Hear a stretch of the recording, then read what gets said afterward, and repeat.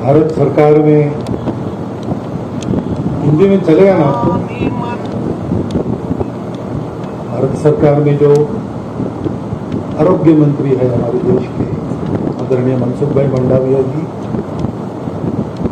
Doctor बड़गे जी, doctor झवर जी, हमारे माननीय प्रांत संघ चालक जी, इस पूरे प्रकल्प का पूरा संभालने का काम जो कर रहे हैं हमारे अनुरेकर जी, उपस्थित नागरिक सज्जन माता भगिनी,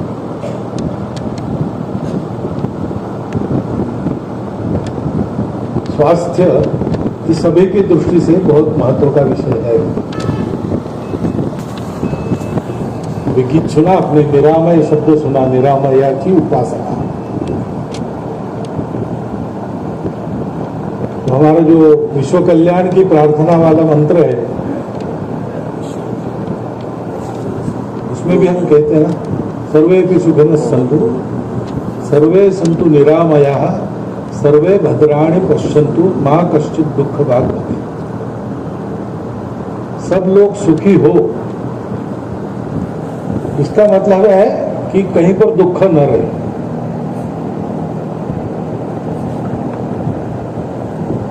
और दुख न रहे, सब सुखी हो, इसलिए दो बातें कही है केवल, सब निरामय हो, सबको सब स्वस्थ रहे, और दूसरी बात कही है सब एक दूसरे को अच्छी नजर से देखे, यानी सब लोग संस्कारित हो, उसके बिना हो ही नहीं सकता।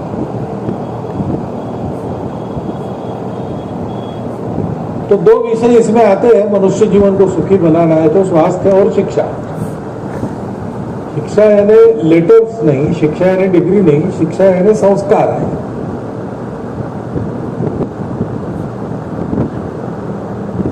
स्वास्थ्य के बारे में आज मैंने जो सुना, मुझे बड़ा आनंद हो गया। मुझे 2017 में नागौर की प्रतिनिधि सभा में संघ ने जो प्रस्ताव पारित किया था स्वास्थ्य के बारे में, उसका स्मरण हो गया। स्वास्थ्य की व्यवस्था सबके लिए सुलभ हो और सस्ती हो। हो कहना अच्छा है, लेकिन ये होगा कैसे? 142 करोड़ का देश है, 6.25 लाख गांवों का देश है, और ये बात जब हम कहते हैं कि सब तक पहुंचे वगैरह, तो लोग कहते हैं कि फैसिलिटी ही नहीं है।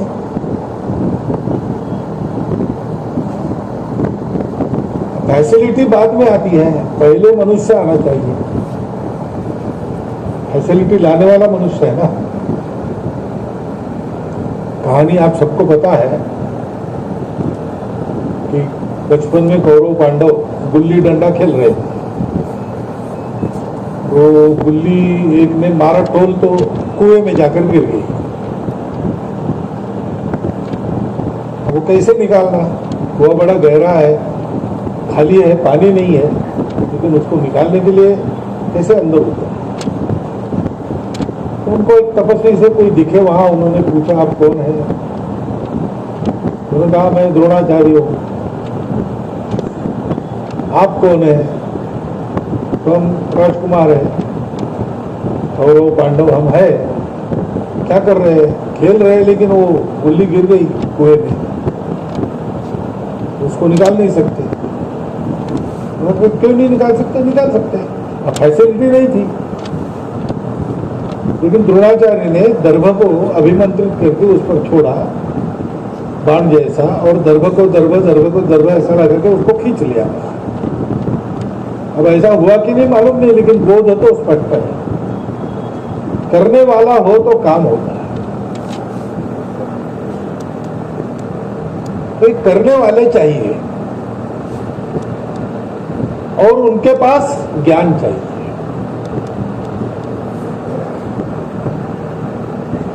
तो ज्ञान हमारे पास है, सबके पास है, परंतु हमारे पास विशेष है। विशेष क्यों है? क्योंकि हमारा अनुभव बहुत पुराना है जीवन का। हम इस भारतवर्ष में बहुत पहले से है और दुनिया में अन्यत्र विकसित जीवन खड़ा हुआ उसके बहुत पहले से हम विकसित जीवन जी रहे थे। तो दुनिया का प्राचीनतम अनुभव चीन का है, हमारा उससे भी पहले का है। तो जीवन के उतार चढ़ाव, जीवन के सुविधापूर्ण बनाने के प्रयास में अनेक प्रकार के प्रयोग ये सब हम कर चुके हैं और वो सारा कर चुके हम निष्कर्ष प्राप्त हुए। उन निष्कर्षों के आधार पर एक यशस्वी जीवन, वह भी 1000 साल तक, हजारों साल तक हमने जिया। तो उस अनुभव के आधार पर हमारे पास बहुत अच्छा ज्ञान है, वो महत्वपूर्ण बात होती है। प्रत्यक्ष करने का अनुभव जिसको है उसको ज्ञान प्राप्त होता है। मैं जानवरों का डॉक्टर हूं, मैं ग्रेजुएट होके सरकारी नौकरी में गया, मेरा एक साथी भी मेरे साथ था। हम दोनों ग्रेजुएट लोगों ने ये पाया कि पुस्तक का तो सारा ज्ञान हमारे पास है, हमारे वहाँ जो कंपाउंडर थे उनके पास नहीं, लेकिन प्रत्यक्ष फील्ड में काम करना है तो उनके पास हमसे ज्यादा ज्ञान है। तब हमारे ध्यान में ये बात आई कि डॉक्टर होने के बाद भी इंटर्नशिप क्यों करनी पड़ती है, अनुभव लेना पड़ता है। हमारे पास अनुभव है। यह हो गया कि बीच में आक्रमण के काल में हम लोगों ने चलना बंद कर दिया, एक जगह कदम ताल करते रहे तो दुनिया आगे चली गई। लेकिन दुनिया ने अपना अनुभव जो सीखा था वो कम अनुभव था।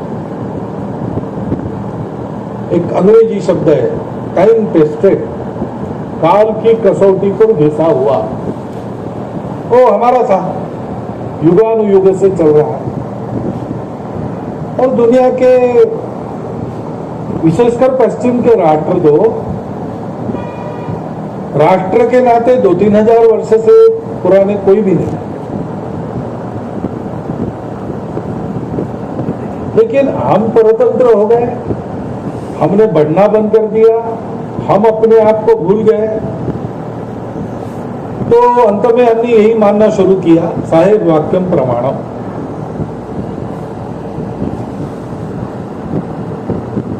अब ये बात है कि ज्ञान के आधार पर दुनिया बहुत आगे बढ़ गई है, वो भी ज्ञान है। और दूसरी बात यह है जो डॉक्टर बड़गई ने कही कि आयुर्वेद में बहुत सी अच्छी बातें हैं, लेकिन आज की दुनिया को समझ में आए उस प्रकार उसको प्रेजेंट करना पड़ेगा। इसलिए ट्रीटमेंट करो और रिकॉर्ड भी बनाओ।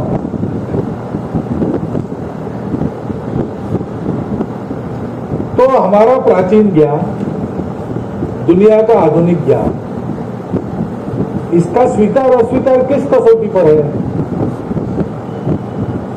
वो पुराना है इसलिए लेना, ये नया है इसलिए नहीं लेना, ये नया है इसलिए ये लेना, वो पुराना है इसलिए छोड़ देना, ये दोनों बातें गलत है। हमारा अनुभव हमको बताता है पुराणमित्येव न साधु सर्वम न चापि काव्यम नवमिति अवज्ञम संतः परीक्षान्यतर भजन्ते मूढ़ पर प्रत्यय नहीं बुद्धि। तो पर प्रत्यय से करना ये मूर्खता है। सबकी बातों को सुनो, उसका विचार भी करो, तर्क भी करो क्या हो सकता है, लेकिन प्रत्यक्ष अनुभव लेके परीक्षा करके बाद में स्वीकार करो या अस्वीकार, यह तरीका है।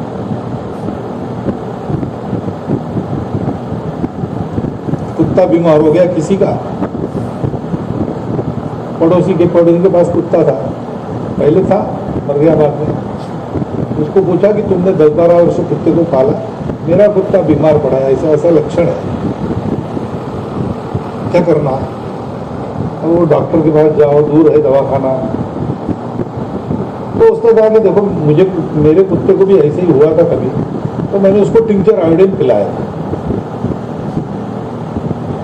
टिंचर आयोडीन कोई पीने की वस्तु नहीं है। उसने बोला, इसने घर में आकर एक टिंचर आयोडीन की बोतल लाई, कुत्ते को पिला दी तो वो कुत्ता तड़प तड़प के मर गया। चिल्लाते पड़ोसी के पास गए, तुमने बताया इसलिए मैंने ये किया। क्या हुआ? मेरा कुत्ता मर गया। उसमें मेरा भी मरा था। ये प्रकृति की चीज ऐसी होती है। हम इतने दिन परप्रत्यय में पड़े थे, कई बातें अपने यहाँ की अच्छी थी, रिकॉर्ड नहीं था हमारे पास, लेकिन अनुभव था। उस अनुभव के आधार पर परीक्षा से रिकॉर्ड हम कर सकते थे, करना चाहिए।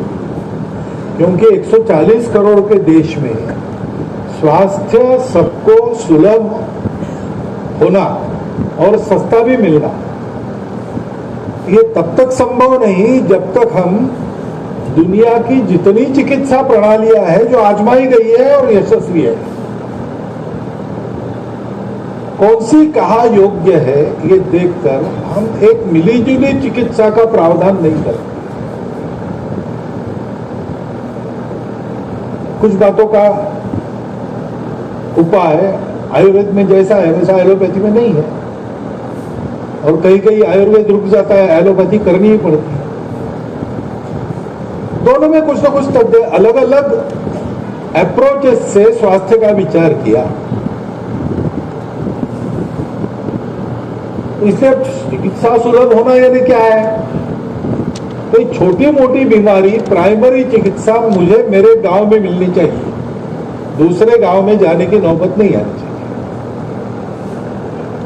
उससे थोड़ी बड़ी सेकेंडरी चिकित्सा अगर करनी है तो मुझे मेरे ब्लॉक के जगह मिलनी चाहिए, थोड़ा गए करके आ गए। उससे बड़ी चिकित्सा मुझे अपने जिला केंद्र पर मिलनी चाहिए। और बहुत ही स्पेशल चिकित्सा है तो हमको अपने कमिश्नरी के स्थान पर या प्रांत की राजधानी पर जाना पड़े। तो छोटी मोटी बीमारी का इलाज मुझे मेरे यहीं मिल जाए, ऐसा अगर करना है तो हमको वहां एलोपैथी का भी सहारा लेना पड़ेगा और दादी का बटुआ उसका भी सहारा लेना पड़ेगा, आयुर्वेद भी देखना पड़ेगा, होम्योपैथी भी देखना, कई प्रकार की चिकित्सा है और वो कहीं कहीं फल देती है। पश्चिम के साइंस का एक विशेष है, उनके लिए वो ठीक था, वो सही गलत नहीं कह रहा हूं, उसके एक विशेषता बता, वो स्टैंडर्डाइजेशन है।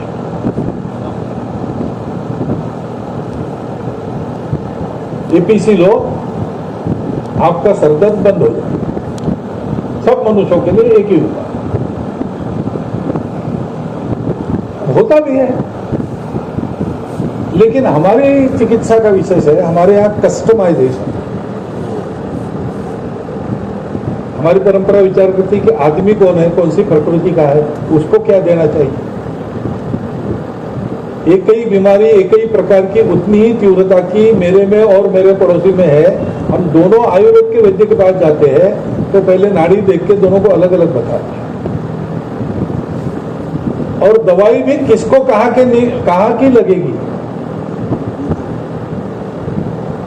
और कुछ दवाई पुरानी हो जाने के बाद काम नहीं करती, कुछ दवाई सदा काम करती। बहुत सारी बातें ऐसी है, उसके आधार पर हमको रोगी को देखकर उसकी चिकित्सा करनी पड़ती है, केवल रोग को देखकर नहीं होता है। ये हमारे यहाँ कस्टमाइजेशन।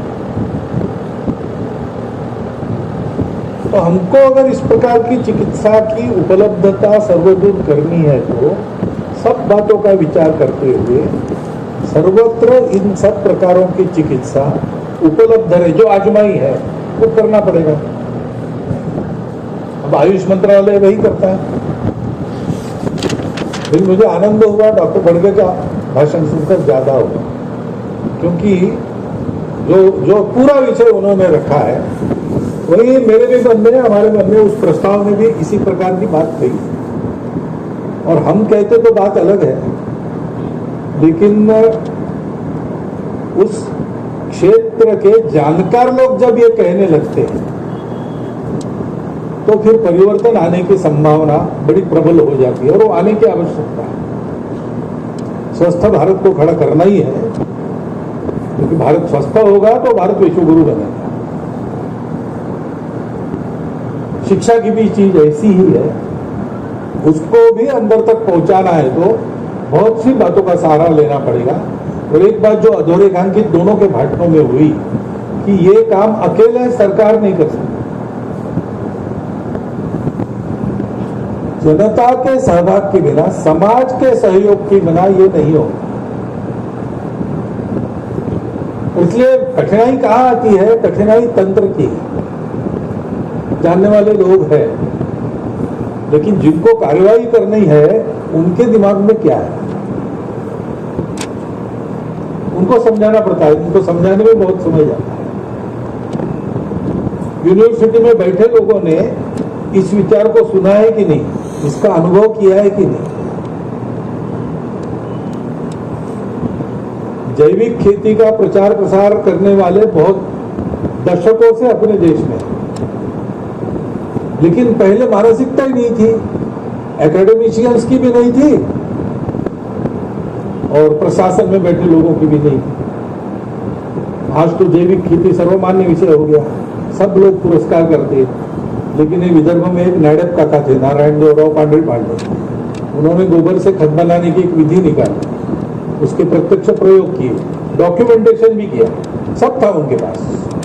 जिस आधार पर कोई वस्तु शास्त्र में मान्य होती वो सब था। वो लेके सेक्रेटरीट में गए, भाई किसान अपना घर में खाद तैयार कर सकता है, फर्टिलाइजर इंपोर्ट करने की जरूरत नहीं, रासायनिकों से दुष्परिणाम से भी लोग बचते हैं और हमारा इंपोर्ट वो बच जाता है। तो मंत्रियों से परिचय था, इसलिए सेक्रेटरी को सुनना पड़ा। लेकिन सुनने के बाद वो कमरे के बाहर गए तो उन्होंने वो फाइल उठा के कचरे के बास्केट में डाला। तो ये मन ये बड़ा है, आखिर सारी बातें मन के भाव से निकलती। हम लोग संघ के लोग काम कर रहे थे, करते रहते हैं ना, हिंदू समाज को एक बनाने का, लेकिन वो जात पात की बात आती है, कई बातें होती है। तो हमारे कार्यकर्ता भी बोलते कि कितने दिन करना, ये तो कुत्ते की पूंछ को सीधी करने जैसा काम है सब इस विशाल समाज को ये बना। लेकिन 22 जनवरी को सुबह 11 से 12:30 तक संपूर्ण देश एक था। ये कैसे हो गया? तो मन का भाव जगा, जो देश के मन में भाव है उसी का वर्णन हम कर रहे थे, उसी के लिए कह रहे थे। लेकिन बहुत कठिन था, आगे बढ़ रहे थे धीरे धीरे, बहुत परिवर्तन आया, लेकिन फिर भी बहुत जाना बाकी भी है। तो कार्यकर्ताओं के, सामान्य कार्यकर्ताओं के मन में होगा कि नहीं, ये प्रश्न कायम रहता है। लेकिन एक क्षण आता वो भाव जग गया तो हम देखते हैं सारा देश एक है। अयोध्या में पूरे देश का प्रतिनिधित्व है और संपूर्ण देश में घुमंतु लोगों के पालों पर, टांडों पर भी वही बात है। उस समय दूसरा कोई व्यक्ति दूसरा कुछ नहीं सोचा। ऐसा ही जब अपने देश पर आक्रमण होता है तब हो जाता है, क्योंकि मन का भाव जागता है, देशभक्ति जागती है, हमारी संस्कृति की परंपरा मन में जागती है, तो देश एक होकर काम करता है। तो ये बौद्धिकों में समझाने की आवश्यकता है और मनुष्यों के मन में भाव जागरण की आवश्यकता है। ये दोनों जब साथ चलेगा, उसके साथ शासन प्रशासन चलेगा, तो बहुत परिवर्तन आएगा। हमने पिछले कुछ वर्षों में ये देखा ही है। कोरोना के खिलाफ इतनी बड़ी लड़ाई हमने की थी। क्यों जीती? क्योंकि शासन ने कहा वैज्ञानिकों पर मेरा विश्वास है, हमारा विश्वास है। प्रशासन भी उसी लाइन में हो गया और हम भी उसी प्रकार के हो गए ना। हमने क्या किया इसमें? हमने दिए जलाए, हमने थाल बजाए। कुछ तथाकथित बुद्धिवादी लोग हंसे भी होंगे उसको, ये कोरोना थाल बजाने से नहीं भागता, लेकिन कोरोना भगाने के लिए जो करना पड़ता है पूरे समाज को, थाल बजा के समाज जुड़ता है। इस भाव का बड़ा महत्व है और इसलिए वो बात आ गई। मैंने भी वो बातें सुनी।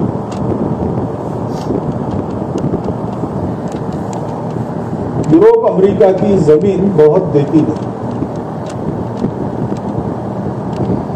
जमीन के आधार पर पूरा जीवन नहीं निकाल सकते,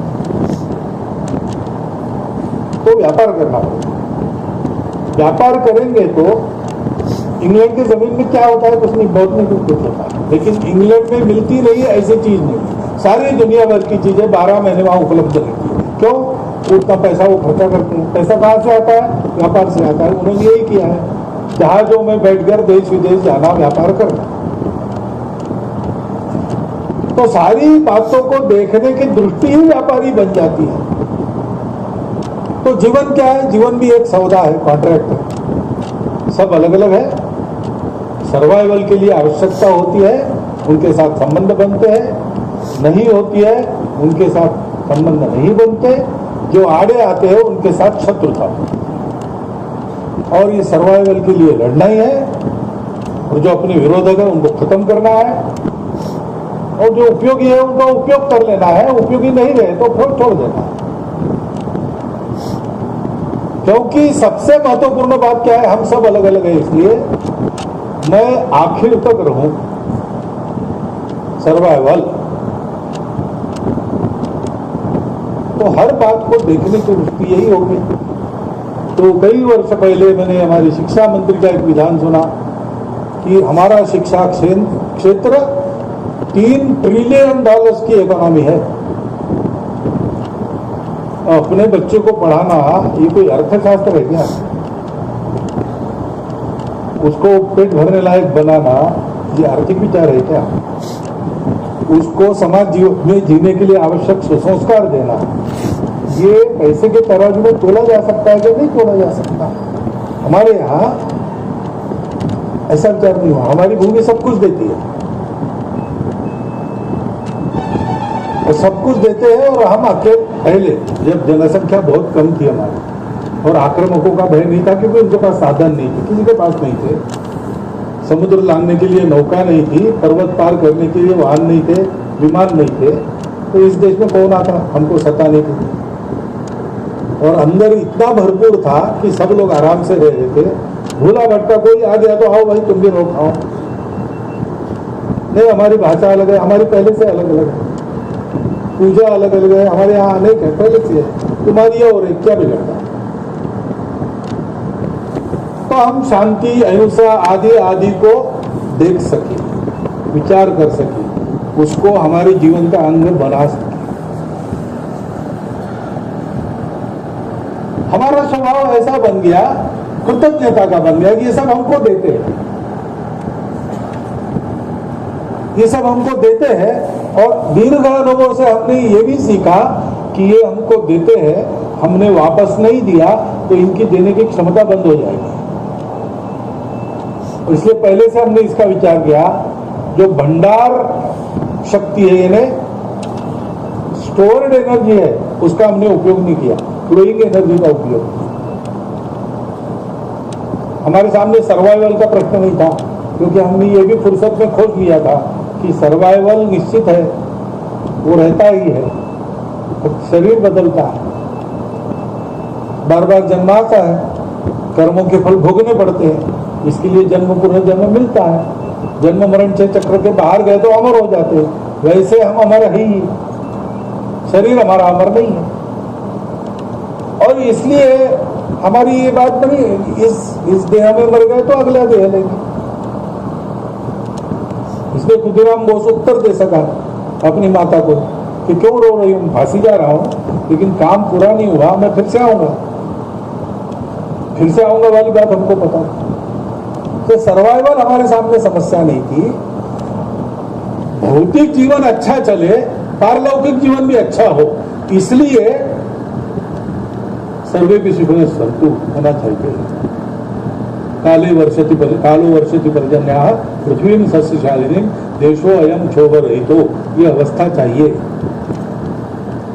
उसके लिए क्या करना? तो हमने जीवन की रचना ऐसी बनाई, उसमें हम सब लोग स्वावलंबी तो थे, लेकिन परस्पर निर्भरता के आधार पर जीवन। और इस निर्भरता को हम डिपेंडेंस नहीं कहते थे, इसको बनाए रखने वाले काम को हम कहते थे ये धर्म है, जो सबको जोड़ता है, सबको ऊपर उठाता है। तो हमारे यहाँ स्वास्थ्य देना, स्वास्थ्य प्राप्त करना, व्यायाम करके स्वस्थ बनना और दवा देके स्वस्थ बनाना, ये दोनों धर्म है, ये व्यापार नहीं है। हमारे यहाँ कोई चीज ऐसी नहीं। हम जो काम कर रहे हैं अपना पेट भरने के लिए, वो इसलिए कर पाते हैं कि समाज को उसकी आवश्यकता है। समाज को आवश्यकता खत्म हो गई, टेक्नोलॉजी आ गई, पुराने अनेक व्यवसाय बंद हो गए, नए व्यवसाय लेने पड़े लोग। जिन्होंने नहीं लिए वो पीछे रह गए। क्यों चलता है हमारा पेट भरने का धंधा? इसलिए चलता है कि समाज की आवश्यकता हम पूरी करते हैं। समाज की आवश्यकता पूरी करते हैं, समाज हमको देता है। यज्ञात् भवति पर्जन्यः, पर्जन्य वो पूरा श्लोक साइकिल बताता है, ये चक्र चलता है। और इसलिए लेकर बड़ा होना और दाम दुगना वापस देना, ये हमारा धर्म है। इसलिए डॉक्टरों का धर्म है चिकित्सा देना, कमाई का साधन नहीं। पुराने जमाने में ऐसा कहते हैं कि 10-12 गांव मिलकर एक वैद्य होते थे, तो वैद्य को बुलाना नहीं पड़ता। वैद्य को समाचार मिल गया किसी घर में कोई बीमार है, तो उसका काम है वहां जाके देख। और कोई फीस वगैरह नहीं थी, वो घूमते थे, सर्वत्र सबकी चिकित्सा करते थे। साल में एक बार लोग उनका घर भर देते थे, अपनी अपनी हैसियत, उनकी आजीविका चलती थी। एक व्यक्ति से लेकर सृष्टि तक इस परस्पर निर्भरता को जीवन के हमने पहचाना और उस नियम का धर्म बना। उस प्रवृत्ति से शासन, प्रशासन, जानकार लोग और सामान्य लोग, ये सब जब इस क्षेत्र में सारी दुनिया का उपकार करने के लिए अपने देश को समर्थ बनाना, ये सोचकर चलेंगे तो ये समस्या ठीक हो जाएगी। मैंने आपको ये सब कठिन शब्दों में बताया है, आपने आसान शब्दों में पहले 2 राष्ट्रों में यही सब सुना। लेकिन अब ये धर्म करो करो करने से नहीं होता, उदाहरण चाहिए, आदर्श है। धर्माचरण कैसे करना, इसके एक से एक उत्तुंग आदर्श हमारे यहाँ सर्वत्र है। लेकिन वो आदर्शों के प्रकाश में चलने जब जाते हैं तो कंटका किरण मार्ग दिखता है, सामान्य व्यक्ति का साहस नहीं होता। शिवाजी महाराज की जयंती करेंगे, पूजा करेंगे, हार पहनाएंगे, नारे देंगे, सब करेंगे, और शिवाजी महाराज फिर से आओ प्रार्थना भी करेंगे, मन से करेंगे। यही एक क्लॉथ जोड़ देंगे कि शिवाजी महाराज जल्दी आओ, आपकी आवश्यकता है, मेरे घर में बताना, पड़ोसी के घर। क्योंकि हिम्मत नहीं होती। शिवाजी महाराज ने कितना उत्तुंग परिश्रम और त्याग किया, कितना सहन किया। तो हम कहते नहीं, वो तो वही करना जाने, हम उनके सामने क्या है, हम नहीं कर सकते, नहीं होता। हमको करना होगा तभी होगा, हमको करना होगा तब भगवान की उंगली लगेगी, हमारी अपनी अपनी लकड़ी लगेगी। इसलिए अपने जैसे लोग कर रहे, ये उदाहरण है। स्वामी विवेकानंद अस्पताल यहाँ पर आ गया, तो इस बात की एक बड़ी आवश्यकता अच्छी तरह से पूरी होने लगी। अब ये जो मैंने कहा प्राइमरी केयर गांव में वगैरह वगैरह, वो भी सपना, टर्शरी केयर लातूर तक आ गई, अब जिलों तक जाएगी। तो स्वास्थ्य की एक व्यवस्था हो जाएगी, जैसे वर्णन किया है उस प्रकार की एक स्वास्थ्य की स्थिति अपने देश में होगी। लेकिन उससे भी महत्व की बात मैं ये मानता हूँ कि ऐसी स्वास्थ्य की स्थिति निरंतर बनी रहे, इसलिए जिस प्रकार का तंत्र चाहिए वो तंत्र खड़ा करने के लिए समाज के लिए परिश्रम होना चाहिए। उस परिश्रम की प्रेरणा इस उदाहरण से मिली। 4 डॉक्टर्स आए, डॉक्टर साहब आए, सब लोग आए, उन्होंने काम किया। आज 4 ही है क्या? बढ़ गए। डॉक्टर साहब की पीढ़ी के लोग ही है क्या? नई पीढ़ी दिख रही है। ये क्यों चला? किसी ने किया, उस करने से लोगों को अनुभव हुआ कि इसमें सार्थकता है, इसके लिए समय देना चाहिए, इसके लिए त्याग करना चाहिए, और हम कर सकते, क्योंकि ये कर सकते तो हम क्यों नहीं कर सकते?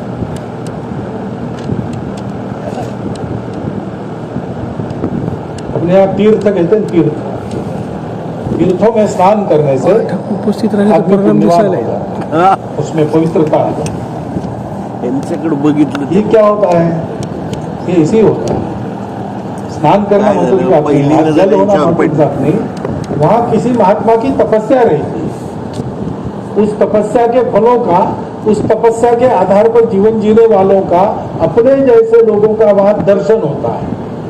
स्नान के साथ साथ ये जब देखते हैं तब अपने मन का सारा कलिकल्मश हट जाता है, और हम भी एक स्वार्थी मानव से, दूसरों का विचार करने वाले, उनके लिए छोटा मोटा कुछ करने वाले, अपनी शक्ति लगा देने वाले वास्तविक अर्थ में मनुष्य बन जाते हैं। ये काम ऐसे केंद्रों से होता है। ये आधुनिक काल में हमारे लिए तीर्थ है। यहाँ आना, स्नान करो ना करो, लेकिन यहाँ देखना, यहाँ जो ऊर्जा है, यहाँ जो उस विचार का वातावरण है, उसमें अपने आप को सराबोर कर लेना और थोड़ा चिंतन करेंगे तो इसमें हमारा कर्तव्य बहुत हमको प्राप्त होगा। ये होना चाहिए। और इसलिए अभी यहाँ तक आ गए, आनंद का विषय तो है ही। हम काम कर रहे हैं, वो बढ़ रहा है। हम काम कर रहे हैं, उसमें सामान्य लोग भी सहभागी हो रहे हैं, अपना हाथ लगा रहे हैं। हम काम कर रहे हैं, उसका रिकॉग्निशन भी शासन के स्तर पर होता है। हम जिस दिशा में चल रहे हैं, आज लोग भी उस दिशा में विचार कर रहे हैं। ये अच्छी बात है, लेकिन ये सब होगा ही। हम जो कर रहे हैं उसके कारण यही होगा। और हम क्या कर रहे हैं? हम ये कर रहे हैं कि हम अपना कर्तव्य जानकर समाज के लिए स्वयं का विचार छोड़कर जितना अधिकतम हो सकता है उतना कर रहे हैं। और ये हम कर रहे हैं तो वो सब और फैल रहा है। ये काम निरंतर चलना चाहिए। स्वामी विवेकानंद ने, भारत के अभ्युत्थान की बहुत चिंता थी उनको, उसके लिए भारतवासियों को बहुत कुछ बताया उन्होंने, लेकिन सारांश में क्या बताया? उनका वो कोटेशन प्रसिद्ध है, शब्दशः मुझे स्मरण नहीं है, भाव मैं बताता हूं। हे भारतवर्ष, तुम अपने को बड़ा करने के लिए दुनिया में बड़े होने वाले नहीं हो। तुम काली माता की बलिवेदी पर बांधे हुए बलि पशु हो। तुम्हारा जीवन दूसरों के लिए है, विश्व कल्याण के लिए हलाल पीने वाले शिव तुम्हारे आदर्श है। उनकी शक्ति की तुम उपासना करो, कायरता छोड़ दो। निर्भयता ही जीवन है, कायरता मृत्यु है। प्रार्थना करो माते की, हे मातेश्वरी मुझे शक्ति दो, मेरी दुर्बलता हटाओ, मुझे मनुष्य बनाओ मां, मुझे मनुष्य बनाओ। हमारे लिए ये प्रार्थना है, हमको करने की ये प्रार्थना है, हमको बनने का ये काम है। भारतवर्ष को विश्व गुरु बनाना है। तो उसका दृश्य रूप तो हम बता ही सकते हैं, टेक्नोलॉजी ऐसी रहेगी, ये रहेगा, वो रहेगा, लेकिन इन सबके मूल में क्या है? भारतवर्ष का समाज आहार निद्रा भय मैथुनंच इतना भर जीने वाला पशु समाज नहीं है। वो अपने जीवन के विकास में संपूर्ण विश्व का विकास चाहने वाला, कर्तृत्व के अहंकार के लिए नहीं, सारा विश्व मेरा कुटुंब है, इस भाव से, अपनेपन के भाव से विश्व की सेवा करने वाला वास्तविक मनुष्य है भारतवर्ष का प्रत्येक व्यक्ति। ये स्थिति हो जाए तो हमारे सपनों का भारत और भारत के सपनों की दुनिया, ये दोनों हम बहुत अल्पावधि में, शायद इसी देह में इन्हीं आंखों से देख सकते हैं। इतनी समय की अनुकूलता आज हमको प्राप्त है विवेकानंद रुग्णालय को देकर। इसका विचार आप कीजिए। इतना एक छोटा अनुरोध रखता हूं और मेरे शब्द आपने सुन लिए, इसलिए धन्यवाद देता हुआ मेरे विचार को समाप्त। काय आहे त्यांना काय म्हणावं, वक्त्याकडे आदरणीय बघत श्री जेवढं